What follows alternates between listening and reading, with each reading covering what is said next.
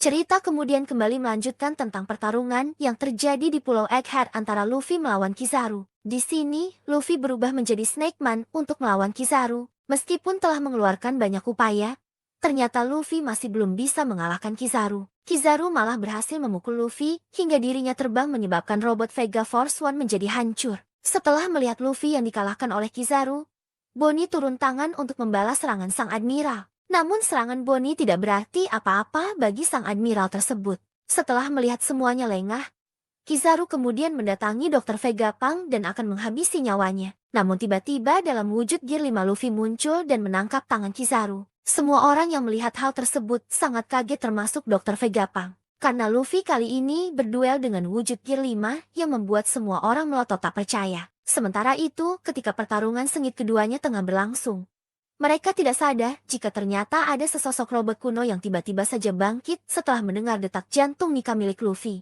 Diperlihatkan keadaan Kizaru yang dicengkram oleh Luffy dengan wujud Gear kelima. Ekspresi Kizaru saat itu biasa saja dan sangat tenang. Saat itu Dr. Vegapunk memutuskan untuk melewati fase Fabirio bersama dengan Atlas dan juga Sanji. Hal itu dilakukan untuk menyelamatkan Bonnie dan juga mengubah perintah pasifista dengan chip otoritas. Dalam misinya, Vegapunk menggunakan kendaraannya yakni Vega Tank. Dia kemudian mengacu kepada Bonnie sebagai anak kecil. Dia berbicara seolah-olah Bonnie masih anak kecil. Sementara itu, Usopp, Nami, dan juga Addison tetap berada di ruang kendali. Kemudian yang lainnya ikut menjalankan tugas masing-masing, di mana Jinbe membawa semua barang-barang milik Dr. Vegapunk, lalu membawanya ke belakang pulau. Di sisi lain, Lilith menggunakan Frankie Shogun untuk membawa Thousand Sunny ke tempat yang sedang dituju oleh Jinbe. Beralih ke fase Fabirio, di sana Bonnie sedang berperang dengan angkatan laut. Sentomaru kemudian mencoba menyelamatkan Bonnie ketika dirinya terjatuh, dan setelah dia menabrak penghalang Egghead yang menyebabkan dirinya kemudian pingsan.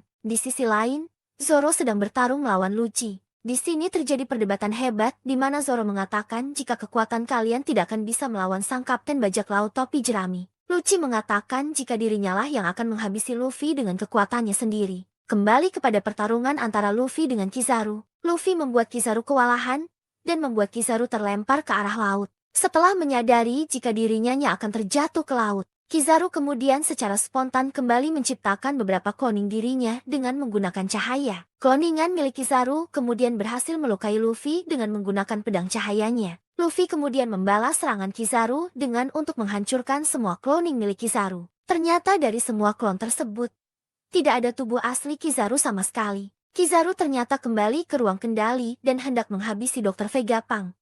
Namun ternyata Vegapunk sudah pergi dari sana. Kizaru tahu jika Vegapunk ada di Vega Tank. Dia kemudian akan menyerangnya dengan cahaya miliknya. Luffy yang mengikuti Vegapunk kemudian mengambil cahaya milik Kizaru tersebut lalu membaginya ke segala arah. Sementara itu, Vegapunk akhirnya tiba dengan selamat di fase Fabirio. Lalu Atlas mengesampingkan perintah Kizaru kepada para pasifista. Sementara itu, Saron sedang menatap dengan tatapan yang sangat mengancam. Kemudian semua pasifista mematuhi perintah Atlas dan kemudian menyerang marinir. Bonnie juga sedang melawan marinir. Bonnie kemudian menembakkan pistol ke arah marinir, sehingga membuat mereka kemudian berhalusinasi dengan kematian mereka masing-masing. Bonnie kemudian kembali melanjutkan pertarungan epiknya dengan melawan dua wakil Laksamana sekaligus. Dia berhadapan dengan seorang pria berdagu panjang, dan yang satunya lagi adalah seorang wanita tua pemakan buah iblis Nori-Nori-Nomi. Wanita tua tersebut memiliki kekuatan yang memungkinkan dirinya untuk mengendari dan mengendalikan salah satu pasifista, sehingga Bonnie tidak mampu berbuat banyak untuk melawan mereka berdua. Lama, Sanji kemudian melompat ke Vega Tank 8 dan menyelamatkan Bunny. Namun tiba-tiba terjadi hal aneh, di mana muncul lingkaran ajaib di tengah pulau Egghead berupa bintang dan juga simbol angka 5 bersamaan dengan munculnya ledakan api dan juga petir hitam. Kemudian muncul pengumuman dari salah seorang marinir yang mengatakan jika Saint Saron ada di pulau tersebut. Sementara itu, seorang seperti marinir tidak diperbolehkan untuk melihat Saron. Jika saja mereka berani menatap matanya secara langsung, maka kepala orang tersebut akan meledak. Adegan kemudian beralih ketika Luffy masih bertarung melawan Kizaru. Mereka tampak terengah-engah. Kizaru sempat mengatakan jika dirinya tidak bisa terus berjuang atau tidak bisa menyelesaikan misinya. Dengan secepat kilat Kizaru kemudian menyerang Vegapunk. Meski tembakan lasernya meleset, namun dia berhasil menghancurkan jalan awal yang membuat Vega Tank 8 kemudian langsung jatuh ke tanah. Lalu tiba-tiba saja muncul suara Saron di seluruh penjuru pulau Egghead. Saturn kemudian mengatakan suatu hal, yaitu pasifista hentikan. Terdengar seperti suara nada mengancam. Semua orang kuat yang berada di pulau tersebut kemudian merasakan aura yang sangat tak biasa. Namun pertarungan antara Luffy dan juga Kizaru masih berlanjut. Luffy menyusul Kizaru. Kemudian Luffy memukul Kizaru dengan serangan barunya yakni Gomu Gomu no Stargan. Sehingga pukulan Luffy tersebut berhasil melukai wajah Kizaru yang kemudian menimbulkan efek banyak bintang. Kizaru menyadari jika hal ini akan sangat buruk. Lalu mereka berdua kemudian sama-sama jatuh ke tanah. Saran menatap Luffy ketika dia sedang terjatuh dan menyebutkan kata-kata bahwa Nika seperti tengah menyadari sesuatu. Lalu Saran kemudian berhadapan dengan Bonnie, Sanji, Vegapunk dan juga Franky. Nampak di sana Bonnie kemudian berhasil menusuk dada Saran dengan menggunakan pedang miliknya. Terlihat wakil Aksamana bersiap untuk membantu Saran. Namun Saran kemudian memerintahkan kepada mereka untuk mundur. Dia mengatakan jika sebenarnya dengan sangat mudah bisa menghindari serangan pedang Bonnie barusan. Kemudian dia mencabut pedang tersebut, lalu secara ajaib darah di tubuhnya kemudian menghilang. Saran kemudian mengeluarkan aura dari matanya untuk berhadapan dengan Bonnie dan juga Sanji. Namun anehnya kepala mereka berdua tidak meledak, meskipun Bonnie dan juga Sanji terluka di kepala akibat serangan Saran. Lalu Kizaru kemudian menyampaikan permintaan maafnya kepada Saran. Saturn kemudian mengatakan jika Kizaru sangat lambat menyelesaikan pekerjaannya. Kemudian Saturn yang tiba-tiba saja akan menginjak Luffy yang sudah tak berdaya di tanah. Namun Franky kemudian menyelamatkan Luffy dengan tangannya. Vegapunk, Bonnie, Sanji, dan Franky tidak berdaya dan tidak dapat bergerak lantaran kekuatan misterius dari Saturn. Dr. Vegapunk mengatakan jika ini bukanlah reaksi dari kekuatan ilmiah, melainkan kekuatan dari buah iblis. Kemudian memperlihatkan Saturn meremas Bonnie. Bonnie saat itu mengatakan kepada Saturn jika dirinya lah yang telah menghabisi ayahnya. Adegan lalu berpindah ke kilas balik. Saat Kuma memberitahu Bonnie ketika dirinya masih muda dulu mengenai nikah. Saat itu Kuma mengatakan kepada Bonnie jika dia ingin menjadi seorang pahlawan sehingga dapat memerdekakan orang lain layaknya nikah. Kembali ke masa sekarang di mana Saturn mengatakan kepada Bonnie jika ayahnya merupakan orang dari ras Bakenia, yang mana mereka merupakan orang-orang yang pernah melakukan kejahatan di masa lalu. Adegan kemudian berpindah lagi ke masa lalu yakni tepatnya pada 47 tahun silam, menceritakan mengenai kisah Kuma yang berasal dari keluarga yang normal. Dia memiliki seorang ibu yang hanya manusia biasa sedangkan sang ayah merupakan seorang Bagenia. Suatu hari informasi mengenai identitas Kuma bocor sehingga seluruh keluarga Kuma kemudian ditangkap lalu dijadikan sebagai budak di Marijoa. Suatu hari ayah Kuma mengatakan sebuah cerita yang berkaitan dengan legenda nikah. Kala itu ayah Kuma mengatakan jika legenda tersebut telah turun-temurun diceritakan di kalangan ras Bakenia. Ayah Kuma kemudian membunyikan suara genderang pembebasan, lalu saat itu Kuma yang masih kecil ikut menari bersama dengan lantunan genderang tersebut. Hingga tiba-tiba saja ayah Kuma ditembak di bagian kepalanya oleh Tenryubito lantaran dianggap menimbulkan kebisingan. Kembali lagi adegan beralih kepada 38 tahun yang lalu. Tenryubito menjelaskan jika setiap 3 tahun sekali para Tenryubito akan turun ke Marijoa. Di sana mereka akan mengadakan suatu permainan yang sangat kejam yakni berburu manusia. Mereka melakukan permainan tersebut di pulau yang tidak memiliki pemerintahan. Para Tenryubito melepaskan para budak-budak mereka yang bermasalah, kemudian mereka memusnahkan budak-budak tersebut bersama dengan penduduk asli pulau tersebut. Setelah itu, pemerintah dunia akan mengklaim pulau tersebut sebagai miliknya setelah memusnahkan para penduduk di sana. Tahun ini, tempat yang akan dijadikan sebagai permainan mereka adalah God Valley yang letaknya berada di West Blue. Raja God Valley mencoba untuk menghentikan hal tersebut. Namun dia dihabisi nyawanya oleh Saint Vigarland Garling. Saat itu pertandingan dimulai, di mana para Tenryubito berharap jika pertandingan tersebut dimenangkan oleh Garling yang kala itu terlihat tampan dan banyak disukai oleh para Tenryubito. Adegan kemudian beralih di mana seseorang mengatakan kepada Saturn jika mereka telah berhasil menangkap seseorang yang kabur yang merupakan anak suku Bagenia. Dilihatkan Kuma diseret ke lapangan oleh budak lainnya. Budak-budak itu sangat takut jika Kuma kabur karena hal itu dapat membahayakan para budak lainnya. Ketika sedang menyeret tubuh Kuma kecil, tiba-tiba saja muncul 2 orang budak lainnya dari atas bukit yakni Emporio Ivankov dan juga Ginny. Ivankov menyebutkan jika bocah tersebut adalah hadiah untuk tahun ini yang berasal dari suku Bakenia. Lalu Ginny mengatakan jika kakaknya juga sangat besar, tetapi hanya di bagian kepalanya saja. Orang yang dimaksud Ginny adalah Ivankov. Sedangkan Ivankov tak menggubris omongan Ginny tersebut. Kemudian Ivanov mengatakan kepada Kuma jika dirinya lebih memilih untuk hidup. Lalu dia kemudian bertanya kepada Kuma tentang bagaimana dengan dirinya. Apakah Kuma memilih untuk hidup juga sama dengan dirinya? Atau lebih memilih untuk menyerah dan mati? Kemudian diperlihatkan bajak laut rak datang ke God Valley. Dilihatkan Kaido, Shiki, Charlotte, Lin Lin, dan lainnya di sana. Sementara itu, Monkey D. Garp juga dikirim ke sana untuk menemui mereka. Diperlihatkan juga salah satu kru bajak laut rak lainnya yakni Gloriosa yang berasal dari Amesan Lily. Dalam turnamen budak tersebut terdapat sebuah peti yang akan diberikan kepada pemenang yang ternyata berisikan buah iblis. Di antara buah iblis yang menjadi hadiah tersebut adalah buah iblis milik Kaido dan juga milik Kuma. Di sisi lain dalam kesempatan kali ini, Kuma dan Ivankov memiliki rencana lain yakni mencuri buah iblis tersebut dan segera menggunakannya untuk melarikan diri. Setelah Ivankov berhasil mencuri peti yang berisi buah iblis, tiba-tiba dirinya diserang oleh Big Mom padahal di dalam peti tersebut berisi buah iblis Wowonomi. Sedangkan buah iblis lainnya yakni Niku Niku Nomi berhasil diambil lebih dulu oleh Kuma dan dia pun memakannya. Di sisi lain diperlihatkan kelompok bajak laut Raja datang ke God Valley. Saat itu, Roger masih mengenakan topi jerami yang sebelumnya sudah diwariskan kepada Shanks. Lalu Shanks mewariskannya kepada Luffy saat ini. Berpindah menuju kerajaan Sorbet yang kemudian menjadi tempat bersembunyi bagi Ivankov, Ginny, dan juga Kuma. Setelah 8 tahun kejadian yang menimpa God Valley, diceritakan di kerajaan Sorbet. Hampir 1 dekade telah berlalu setelah Ivankov dan Ginny bertemu dengan Kuma. Saat ini usia Kuma adalah 17 tahun dan dia telah menjadi seorang pendeta. Karena buah iblisnya Kuma kini mampu menyembuhkan orang sakit dan lanjut usia dari rasa sakit yang mereka rasakan. Sehingga Kuma diberi sebutan dengan tangan ajaib oleh orang-orang desa. Sementara itu, Ginny juga saat ini sudah berusia 21 tahun dan sudah tumbuh menjadi gadis yang sangat cantik dan sangat populer di kalangan pemuda setempat. Di desa tempat mereka tinggal sedang terjadi krisis di mana banyak warga yang mengeluh tentang raja baru mereka yang berhati dingin dan juga pelit. Dia sering memaksa orang lemah dan sakit untuk membayar upeti kepada dirinya. Di sisi lain dilihatkan bagaimana upaya Kuma untuk menyembuhkan orang lain, yaitu dengan mengorbankan dirinya sendiri. Ginny yang melihat hal itu ternyata sedih dan sakit hati karena Kuma jadi pelampiasan rasa sakit orang-orang yang telah dia sembuhkan. Dan ketika Kuma berusia 22 tahun, Ginny secara belak-belakan melamar Kuma.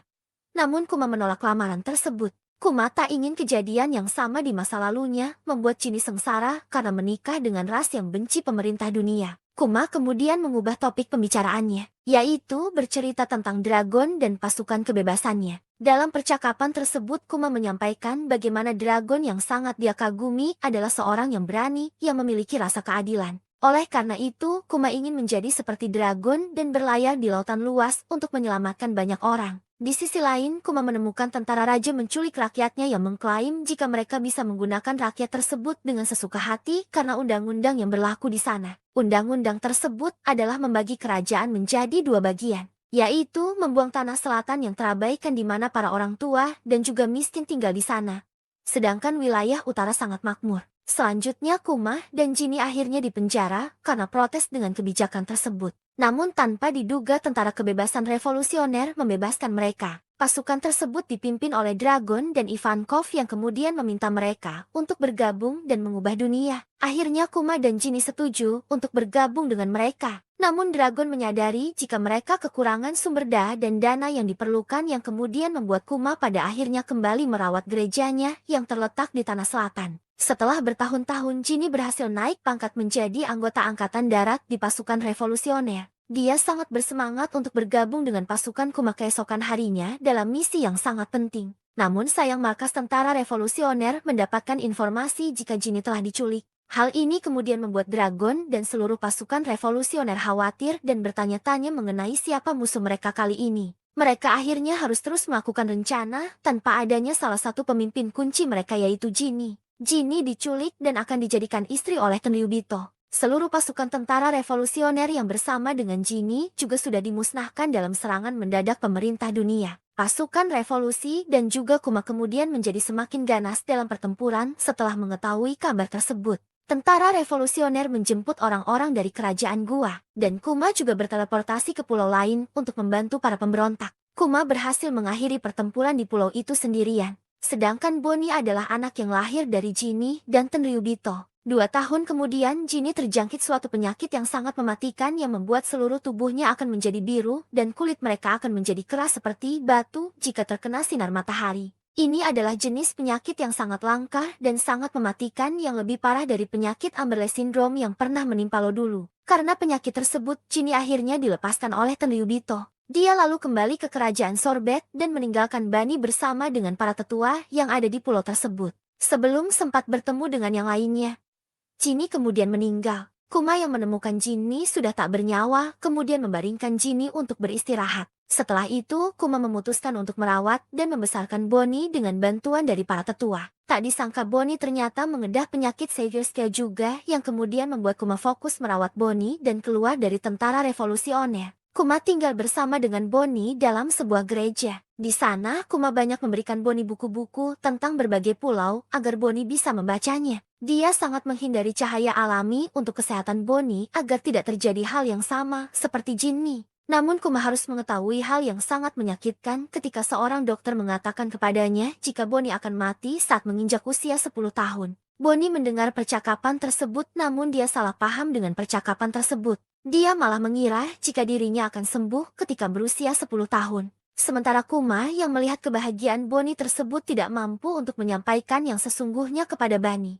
Sementara itu, mantan Raja Sorbet kembali ke kerajaan Sorbet lalu menghabisi warga yang ada di sana. Dan warga di sana kemudian berbondong-bondong untuk meminta bantuan Kuma. Raja Bekori mendengar berita mengenai apa yang dilakukan oleh kerajaan gua di sana yakni membakar Great Terminal. Sehingga dia kemudian melakukan hal yang sama di kerajaan Sorbet dengan membakar desa-desa dan juga menembak orang-orang yang melakukan protes. Kuma yang mengetahui hal itu kemudian marah dan menghancurkan istana dan mengalahkan Raja Bekori sendirian. Kuma kemudian menjadi raja baru di kerajaan Sorbet atas permintaan rakyat di sana. Namun dirinya ternyata masih tinggal di gereja dan yang menjalankan kerajaan Sorbet adalah Raja Bulldog. Suatu hari, Bonnie diketahui memakan buah Toshi-Toshinomi namun tidak secara sengaja. Raja Bulldog kemudian membawa berita buruk kepada Kuma jika mantan Raja Bekori melarikan diri lagi dan saat ini pemerintah dunia malah berada di pihaknya. Pemerintah dunia membantu Bekori agar bisa kembali merebut kerajaan Sorbet.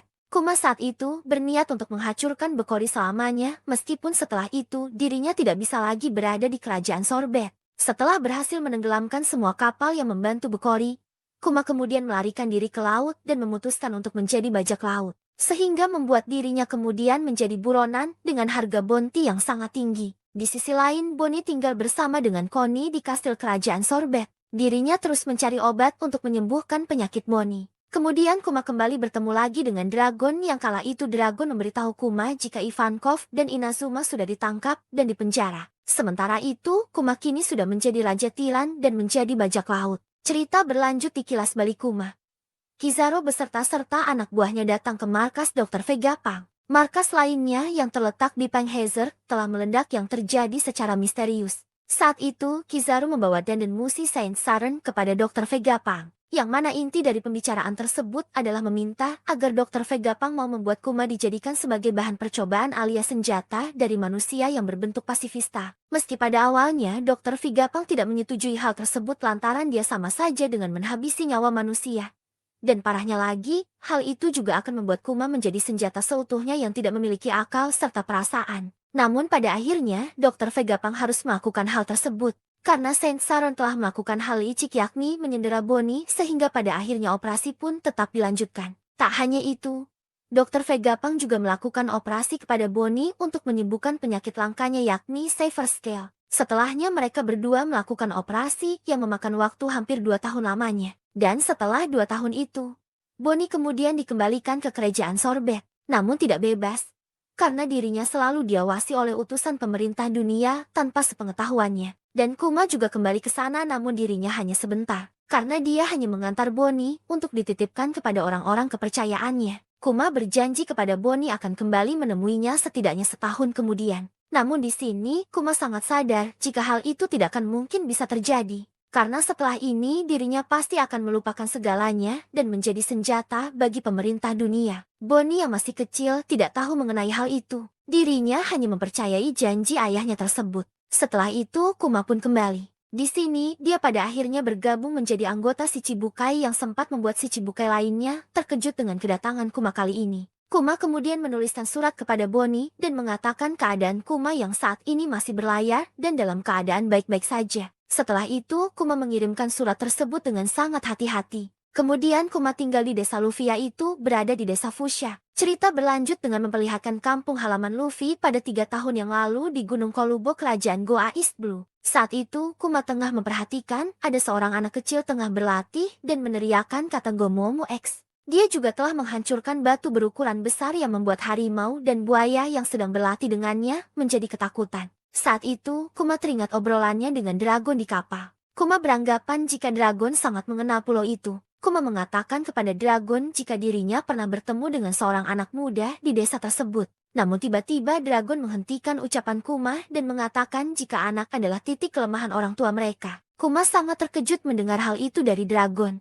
Dia pun kemudian meminta maaf kepada dragon serta berusaha untuk melupakan apa saja yang pernah dia lihat. Kembali lagi ke bagian ketika Kuma masih terus mengawasi latihan Luffy. Saat itu, Luffy berusia 16 tahun. Saat sedang asyik mengamati Luffy, tiba-tiba saja ada panggilan yang kemudian membuat Kuma tiba-tiba saja menghilang dengan cepat. Luffy saat itu juga sadar jika ada seseorang yang mengamati latihannya dan berniat untuk mengalahkannya. Ternyata saat itu Kuma mendapatkan panggilan dari pemerintah yang memerintahkan Kuma untuk menghajar bajak laut yang telah menjarah kapal milik pedagang. Kuma lalu melaksanakan tugas tersebut dengan sangat cepat dan mudah. Setelah itu dirinya menuliskan surat untuk Bonnie dan mengatakan jika dunia luar sangatlah indah dan juga dia sangat ingin melihat wajah Bonnie. Dan Bonnie juga merindukan ayahnya setiap hari. Sehingga dia selalu menunggu kiriman surat dari Kuma di kerajaan Sorbet. Ternyata setiap surat yang dikirim oleh Kuma dibaca oleh Alpha yang merawat Bunny. Alpha selalu membaca surat-surat tersebut dan merasa sangat sedih sehingga dia kemudian menyobek surat-surat itu. Lalu Alpha masuk ke dalam kamar Bonnie dan menyuruhnya untuk meminum obat. Meskipun sangat pahit, Bonnie tetap harus meminumnya karena obat tersebut sangat manjur. Padahal yang diminum Bonnie itu bukanlah obat, namun placebo atau obat kosong rasa jeruk. Cerita kemudian berpindah ke laboratorium dari Egghead. Saat itu, kepala Vegapunk sudah tidak besar lagi karena dia telah memotongnya dan menanamkan apel separuh di atasnya. Saat itu, Vegapunk juga telah selesai membuat kloningan Stussy yang nantinya akan menjadi anggota CP0. Dia kemudian melakukan proses selanjutnya kepada Kuma, yaitu memulai proses penghilangan sifat manusia pada otak Kuma saat itu. Di sisi lain, Kuma tetap menuliskan surat kepada Bonnie yang tanpa diketahuinya jika surat-surat tersebut tidak pernah sampai kepadanya. Di tempat lain, saat ini di kerajaan Sorbet sedang dalam keadaan bersuka cita karena mereka tengah mengadakan pesta ulang tahun untuk Bonnie. Di saat semua orang sang terlelap karena kelelahan berpesta, Bonnie kemudian diam-diam menggeledah gereja untuk memastikan jika dia akan menemukan surat dari ayahnya. Namun sayang Bonnie tak kunjung menemukannya. Adegan kemudian berpindah ke markas pasukan revolusi di Batigo, yang mendengar kabar jika Kuma telah menyelamatkan pasukan revolusi yang tengah terdesak oleh angkatan laut.